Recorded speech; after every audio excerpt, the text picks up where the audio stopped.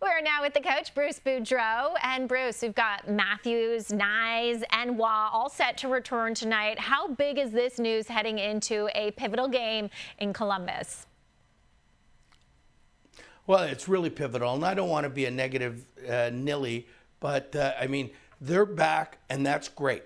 But the other players can't sit there and just go, hey, our three big guys are coming back. We're okay to go and let it go. They all have to contribute and play a little harder until they get out of this thing. Those three guys are going to really help, but they're not going to be the whole team. They need everybody if they want to win and get out of this streak. And with these guys returning, outside noise, we all know it's a big problem in Toronto. The players, they've got to be seeing Sports Center, hearing some overdrive clips. There's no way they can really avoid the energy in the city right now. So, Bruce, if you're the coach for the Leafs, how would you be helping them ignore that outside noise? Well, you know what? As a coach, when we were in negative streaks and we weren't playing well, you know, every morning I would bring real positive stuff about the individual players or about the team we played, or if all we have to do is win a game and to see where we jump in the standings and all this thing would stop. One of the things I always used to say, like if you had won one game, lost a game, and then had 2 overtime losses, everybody says you've only won 1 out of 4. But the next game, if you win, you could turn it around and say, we've only lost 1 game in the last 5. And I always wanted to keep that positive thing at the end, that shoestring at the end that you could grab and look for that. That's what I was going for. I never wanted to say, oh man, we got to win tonight, or we're only won 1 out of 5. So that's the way I would be doing things like that every day, putting stuff on the board individually, collectively as a team, on how positive and how good we are, or how good we could be. Well, Craig Berube has been positive. He went viral yesterday for his glass half full line.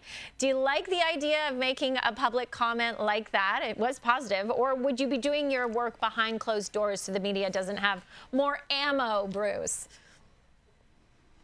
Well, I love Craig, but my first thing that I thought of when he said that is, boy, the guys must be really walking around like they're woe is me and all the bad things. So I might have said that, but I definitely wouldn't have wanted the media to know about it. I would want the players to know those things, but I don't want the media and the outside world to think that, hey, I have to build these guys up because they're so down. And that's the first thing I took about it. It probably was more of a conversation and in a different context. So I believe Craig was trying to do the right thing, but that's the first thing I got out of it when I read it and heard about that. Okay, so you've detailed for us how you would try to convince the Leafs that they are good enough. But do you, Bruce Boudreau, the coach, believe they are a good quality playoff team right now? Right now, you know what? Hey, as big a Leaf fan as I am, and playing for them and growing up with them, I don't see what I saw in them the last couple years. I don't see that when they're behind, that they have that push that they had, that jump that they had.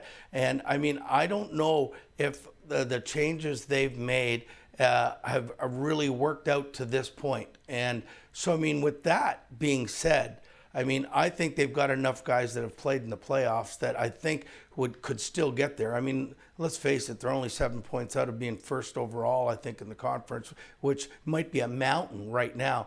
But they don't look good enough or consistent enough to be a playoff team. And the other reason I say that is, out of the first 15 games, they played 13 games against teams that didn't make the playoffs last year. Now, I mean, they're just starting in a tough part of their schedule. I think they got 5 in a row on the road.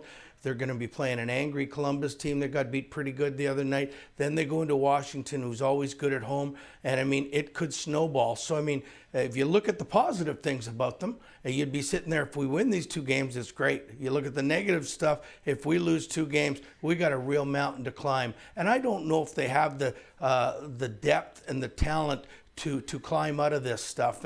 But if they, to me, I mean, they will have to play so much better defensively because the teams they're playing are scoring a lot of goals. But if they learn how to play like they did last year, good defensively, then anything can happen. Absolutely, and we know this is a critical road trip, and their playoff streak could be in jeopardy. The Leafs, they own the longest playoff streak in the league right now, dating back to 2017.